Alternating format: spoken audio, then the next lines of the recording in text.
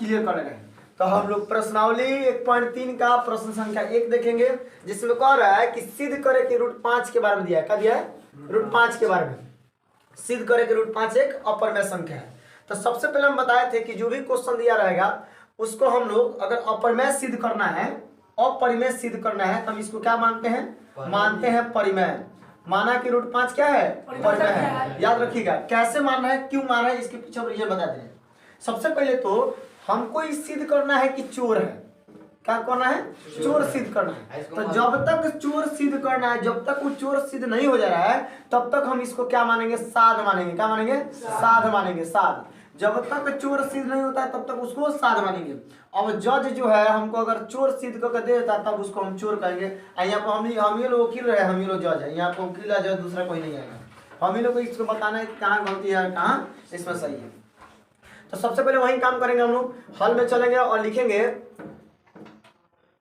माना कि रूट 5 एक परिमेय संख्या है। रूट 5 एक परिमेय संख्या है। अब क्लियर करो, उतारो से मत, पहले खूब बढ़िया समझ लो सब। कोई उतारो मत, केवल समझो।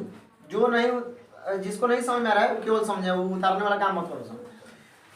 अगर हम पूछे कि रूट 5 को परिमेय क्यों माने हैं, तो क्या जवाब देगा तुम? कोई एक जवाब दो। सर माने हैं कि चोर हमारे में एक के बाद जवाब तुरंत निकलेगा मुंह बंद कर नहीं चलता है। तो हाँ बोले रूट 5 को परिमेय क्यों माने हैं? तो बता रहे परिमेय क्यों के रूप में लिखना है? तो बता सिद्ध करना है। देखो सबसे पहले चीज क्या है, अभी तक तुम लोग को मालूम नहीं कि हम रूट 5 को परिमेय क्यों माने। हम पहले ही बताए हैं कि इसको सिद्ध करना अपरिमेय, तो अपरिमेय मानिए लेंगे तो फिर सिद्ध क्या करेंगे, है ना? अगर हम उसको चोर पहले ही मान लिए तो चोर क्या सिद्ध करेंगे? हम चाहते हैं कि ये अगर अपरिमेय सिद्ध करना है तो हम इसको क्या मानेंगे? परिमेय मानेंगे। क्लियर हो गया ना? अगर इसको हम अपरिमेय सिद्ध करना है तो क्या मानेंगे? परिमेय मानेंगे। तो कोई भी संख्या दिया अपरिमेय सिद्ध करना हो तो उसको हम क्या मानेंगे? परिमेय मानेंगे। याद रखिए, उल्टा मानना है। जो चीज कह रहा है, जो चीज प्रूफ करना है, जिस चीज के लिए हम लोग काम कर रहे हैं उस चीज को नहीं मानना है, उसका उल्टा मानना है। क्लियर है? समझ गया इस बात को? तो यहाँ पर सिद्ध करे कि रूट 5 एक अपरिमेय संख्या का माना है कि रूट 5 एक परिमेय संख्या है। अब जब ये परिमेय संख्या मान लिए तो ये कहेगा कि हम परिमेय बन गए। अब देखो कहने का अर्थ क्या है कि नहीं सुना है सबकी तरबूजा को देख कर खरबूजा रंग बदलता है, तो वही बात यहाँ पे है कि रूट 5 जो है वो परिमेय के बात कह दिए, तनका से समझ ले अपने आप को हम परिमेय हो गए। तो जब ये परिमेय संख्या मान लिए तो इसलिए इसको हम ले चलेंगे घिसिया के परिमेय p/q के सामने, क्योंकि कोई भी संख्या अगर परिमेय है तो p/q के रूप में होना चाहिए। तो रूट 5 भी कह रहा है कि अब परिमेय हो गए, क्योंकि हम मान लिए परिमेय तो यूं समझ रहे हैं कि हम परिमेय हो गए। बस समझ रहे हो? तो रूट 5 को परिमेय जिससे माने तो p/q के रूप में हम लोग का सामने आ जाएगा। और p/q को हम एक सआभास संख्या में लेंगे। p और q एक सआभास संख्या है, सआभाज्य संख्या है। अब हम पहले क्लियर कर दें सआभास संख्या कहाँ मानना है। सिंगल वाला कभी पद प्रूफ करना है, सिंगल वाला, जैसे रूट 2 हो गया, रूट 3 हो गया, रूट 5 हो गया, रूट 6 हो गया, रूट 7 हो गया, रूट 11 हो गया। इस प्रकार सिंगल पद जो भी प्रूफ करना होगा हम वहां पर सआभास संख्या मानेंगे। और जब जोड़ घटाव वाला प्रूफ करना हो, जैसे में 3 रूट 2 ना 3 माइनस रूट 2 या 3 बटा रूट 2, है ना, इस सब प्रूफ करना होगा तो वहां पर हम पूर्णांक मानेंगे p और q। क्लियर हो गया? तो कहाँ पूर्णांक मानना है और कहाँ सआभाज्य मानना है, इसको पूरा क्लियर रखना है ना। तो इसको हम क्या किए कि रूट 5 को p/q के रूप में लिख दिए, रूट 5 को क्या रख दिए? p/q के रूप में लिख दिए। तो जब p/q के रूप में लिखेंगे, आप p/q एक सआभास संख्या है। और सआभास संख्या किसे कहते हैं? अगर कोई पूछता है तो क्या बताइएगा कि p और q केवल एक ही से कटेगा, एक से, उसके अलावा कोई संख्या से नहीं कटेगा। यानी p और q एक से कटेगा और हम लोग प्रूफ कर देंगे ना भाई p q एक से नहीं कटा, तो इसका मतलब गलती हो गया, है ना। अब सुनिए, जॉन स्क्वायर रूट में है, रूट गायब होता है तो उन्हें क्या बनाता है? स्क्वायर बनता है। अब हम दोनों तरफ स्क्वायर नहीं करेंगे, पिछला क्लास में पढ़ाया तो दोनों तरफ स्क्वायर करेंगे, हम दोनों तरफ स्क्वायर नहीं करेंगे। हम डायरेक्ट क्या कर रहे हैं कि हेने से रूट को उड़ा रहे हैं, ऐसे मारेंगे उड़ा करना तो उधर जाके पावर बन जाएगा, दोनों का पावर 2 हो जाएगा। बस हो गया सब। तो हम या करके लिख दे रहे हैं, या एने से रूट हटता है तो उन्हें क्या बन जाता है? स्क्वायर बन जाता है। तो p 5 बराबर हो जाएगा p का भी स्क्वायर और q का भी स्क्वायर, दोनों का स्क्वायर हो गया। देखो दोस्तों कितना आसान हो गया, है ना। क्या हुआ, ये कहाँ से आ गया स्क्वायर, बताओ सब। रूट उड़ा है। तो रूट उड़ा है तो इधर स्क्वायर हो गया, इधर स्क्वायर हो गया। अब 5 को भेज दे रहे हैं यहाँ और क्यू स्क्वायर को भेज दे रहे हैं वहां पर। ये दोनों को चेंज करना है, क्यों? क्योंकि उधर जो गुना होता है वो बटन में आ सकता है, जो बटन होता है उधर गुना में जा सकता है। तो हम एक स्टेप और या कर दे रहे हैं और या करके लिख दे रहे हैं कि क्यू स्क्वायर बराबर पी स्क्वायर बटा 5। हो गया बात को क्लियर। अब बताओ कहाँ स्क्वायर किए, कोई स्क्वायर किए हैं कोई पद पर नहीं स्क्वायर किए। हम डायरेक्ट क्या किए कि क्यू स्क्वायर को वहां भेज दिया, 5 को यहाँ भेज दिए। बस समझो सब कि तू मेरे पास चल जाओ और हम तुम्हारे पास आ जाऊंगा, ऐसे बात सिचुएशन हो गया। ये चला गया वहां पर, ये चला गया यहाँ पर। अब बात क्या है, 5वां नीचे से क्या कर रहा है, पी को खुद ही आ रहा है, मार रहा है उसको, है ना। यानी पी स्क्वायर जो है उसको 5 मार रहा है, पी स्क्वायर जो है उसको 5 मार रहा है। कहने का अर्थ क्या है कि कोई भी संख्या ऊपर होता है तो नीचे वाला संख्या उसको मारते रहता है बार बार, है ना, मारते रहता है। बात समझिए, 3 जो है ना 6 को मार रहा है, तब हम इसको काट के लिख देते हैं 2 मारा, तब है ना, कौ बार मारा, 2 बार मारा। उसी प्रकार 8/4 लिखा हुआ है तो नीचे वाला संख्या उसको मारता है, 4 जो है 8 को मारता है। देखिए मार दिया, कौन मारा, 2 बार मारा। बात समझ गया ना। तो वही बात है कि यहाँ पी स्क्वायर कौन मार रहा है, 5 मारा है। कौन मारा है, 5 मारा है। तो यहाँ पी स्क्वायर को 5 मार रहा है। कहने का अर्थ क्या है कि पी स्क्वायर 5 से विभाज्य है। क्या है, विभाज्य है। यहाँ पर डायरेक्ट लिख देंगे चूंकि पी स्क्वायर 5 से विभाज्य है, विभाज्य है। देखिए पी स्क्वायर किससे विभाज्य है, 5 से विभाज्य है। अब बता रहे हैं कि अगर कोई भी चीज के स्क्वायर अगर नीचे वाली संख्या से विभाज्य है तो उस संख्या भी उससे विभाज्य होगा। बस समझिए सब। कहने का अर्थ क्या है कि 3 के स्क्वायर अगर 3 से कटता है ना, 3 के स्क्वायर अगर 3 से कटता है, बस समझ लो, क्लियर कर लो सब। कौन है क्लियर, देखो सब, अगर 3 के स्क्वायर 3 से कटता है तो इसका मतलब 3 भी 3 से कटेगा। क्लियर हो गया ना। तब सुनिए, कंप्लीट कर लीजिए। तब पी स्क्वायर 5 से विभाज्य, तब पी भी 5 से विभाज्य होगा। तो लिख देंगे इसलिए यहाँ पर चूंकि परे करना है, चूंकि पी स्क्वायर 5 से विभाज्य इसलिए पी भी 5 से विभाज्य होगा, पी भी 5 से विभाज्य होगा। क्लियर हो गया, कोई दिक्कत किसी को नहीं ना। अब इसको क्लियर करो एक बार फिर से। हिला है क्या, है ना, हिला है।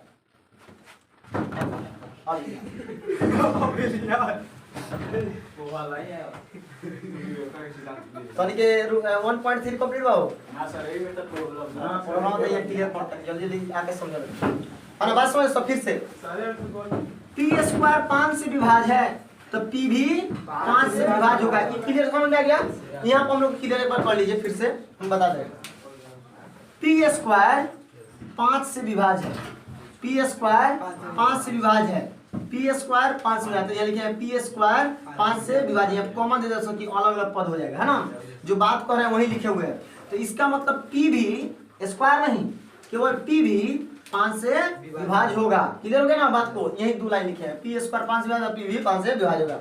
अब क्या करना है, अब माना, अब क्या मानेंगे, ध्यान दीजिए। अब माना भाई 5 पी को 5 काटता है, पी को 5 काटता है तो जाना काटता है उसी के बराबर मानेंगे। पी बराबर 5 और इसके साथ कोई भी चर पद अचर पद ले लेंगे, कुछ भी ले लेंगे। तो एम बराबर पी बराबर क्या माने, 5m मान लेंगे। क्लियर हो गया।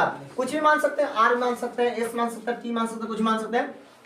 तो पी का मान क्या मानिए, 5m मानिए। अब देखिए ये जो हमारा जो प्रूफ करके छोड़े थे इसको समीकरण 1 मान लेंगे वहीं पे, जो मानवा माने हैं उसको समीकरण 1 में डाल दे रहे हैं। अब इसको हम इधर बना दें। क्लियर, कोई दिक्कत है किसी को। अब यहाँ क्लियर कर देंगे। देखो सर क्या कर दे रहे हैं कि क्यू स्क्वायर एक सही लिख दे रहे हैं ना, पी का मान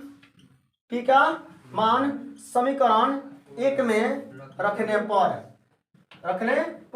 समीकरण 1 में रखने पर। अब यहाँ पूछे, कोई पूछता है कि 5 पी बराबर 5m कहाँ से आया, तो क्या जवाब देगा सर, पी बराबर 5 इसके साथ कोई भी पद रख लेंगे। एम आर, अगर आपका नाम ए से है तो ए रख दीजिए, कौन का नाम बी से तो बी रख देंगे, जिसका नाम जिससे है उससे रख देंगे। अब ऐसा जरूरी नहीं कि एम भी रख सकते हैं, हम एम रख रहे हैं बार बार, यहाँ पर कुछ भी रख सकते हैं आप, है ना। तो P बराबर 5m, हमको Q स्क्वायर P स्क्वायर से कोई मतलब नहीं है। आज जो P का मान 5m आया, इसको उठा के ले जाएंगे, फुला के हमें रखेंगे, हमें समीकरण 1 में। अब देखिए क्या कर रहा है कि Q स्क्वायर का Q स्क्वायर हो गया, कोई दिक्कत किसी को, अब P स्क्वायर का P स्क्वायर हो गया, अब बटा में 5 का 5 हो गया, और इसी में रख देना हमको P का मान। कह रहा है P का मान इसमें रखने पर, P का मान इसमें रखने पर, यानी जहां P काम करता है वहां पर दूसरा कोने को बुला के भाई, है ना। तो Q स्क्वायर का Q स्क्वायर बराबर P का मान कितना है 5m है, 5m, P बेचा जाएगा 5m में, 5m का स्क्वायर बटा 5। अब देखिए क्या हो जाएगा, Q स्क्वायर बराबर 5 का स्क्वायर 25 और m का स्क्वायर m स्क्वायर बटा में 5 से 25 कट गया 5 बार में, यानी Q स्क्वायर बराबर हो गया 5m का स्क्वायर। अब हम क्या कर रहे हैं, देखो सब 5 को उठा के भेज रहे कहां पर बटा में, तब बचेगा कितना m स्क्वायर। तो m स्क्वायर बराबर क्या निकलेगा बताइए, Q स्क्वायर बटा 5, यही होगा। m स्क्वायर बराबर क्या हो जाएगा Q स्क्वायर बटा 5। तो हम इसको याद कर ले रहे हैं, डायरेक्ट लिख दे रहे हैं कि m स्क्वायर बराबर हो जाएगा Q स्क्वायर बटा 5। हम पलट के लिख दिए, पलट के लिख दिए। अब यहाँ पर देखिए आप लोग कि Q स्क्वायर 5 से विभाज्य है, तो Q भी 5 से विभाज्य होगा, ये स्टेप पर लिखाएगा। फिर यहाँ पर P स्क्वायर के बटा में 5 था तो है लिखते हैं, यहाँ पर Q स्क्वायर के बटा में 5 है तो यही लिखेंगे। बस समझ गए सब। अब कितना बच्चा क्या कर रहा है सब क्वेश्चन में हम देखे हैं, बहुत विषय को पीछे किए तो हमको एक फोल्ड दिखाई दिया कि जब √5 के क्वेश्चन है तो याद रखिए कभी भी कि P स्क्वायर के बटा में 5 आएगा और Q स्क्वायर के बटा में भी 5 आएगा, 2 3 नहीं आएगा। हमें 5 आएगा, हमें 2 नहीं आ सकता, हमें 3 आएगा, हमें 5 नहीं आ सकता, ऐसे वाला अलग नहीं आएगा। हमें P स्क्वायर के बटा में 5 है तो इसका मतलब Q स्क्वायर के बटा में भी 5 ही आएगा, ये क्लियर रखना है। और एक और चीज बता दें, यहाँ पर भी केवल 5 ही होगा, अब 5 के स्क्वायर 25 आएगा, समझ ना, 5 के स्क्वायर 25 होगा। क्या कर रहा है तुम लोग, यहाँ पर बहुत सारा गलती कर रहा है सब। समीकरण 1 में रख रहा है सब, यहाँ पर 2m मान ले रहा है सब, 3m मान ले रहा है, इससे नहीं, अपना मन से नहीं मानना है, वही चीज मानना है जिससे P कट रहा है, बस समझ ना, वही चीज मानना है जिससे P कट रहा है। देखिए कहने का अर्थ क्या है कि P कह रहा है कि 5 हमको मारा, P कह रहा है कि 5 हमको मारा, तो हम जेल में कहना ले जाएंगे 5 को ले जाएंगे। अब ये क्या कर रहा है, सब कोनो 2 को लेके चल जा रहा है, कोनो 3 को लेके चल जा रहा है, जहां का जल्दी मन करो तो उन्हें लेके चल जा रहा है, वैसा काम नहीं करना है। P बराबर 5 और m है ना, बात समझ गए ना। अब इसको हम यहाँ पर रख दिए हैं। अब यहाँ पता चला कि Q स्क्वायर 5 में आता है, अब स्टेप अपना लिख देंगे बस आंसर। देखिए इससे क्या पता चला कि अतः या चूंकि Q स्क्वायर 5 से विभाज्य है, इसलिए Q भी 5 से विभाज्य होगा। बात समझ गया सब।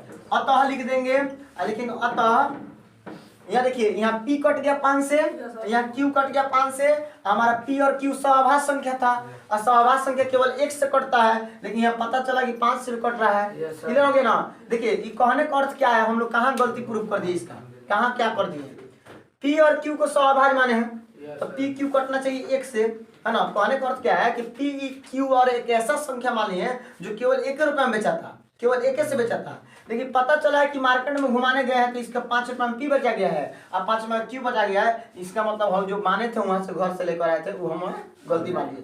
बस कहाँ मानना है ये भी बताते हैं, पहले तुम लोग आने से पहले समझा दिए थे। देखिए सिंगल पद वाला में सहभाज्य संख्या मानना, क्योंकि वर्ग करना पड़ेगा उसमें, अब वर्ग नहीं करना तो रूट हटाना पड़ेगा। और सिंगल पद नहीं रहेगा जिसमें जोड़ रहेगा, घटाव रहेगा, गुना भाग रहेगा, उसमें तुम डायरेक्ट पूर्णांक मानेगा।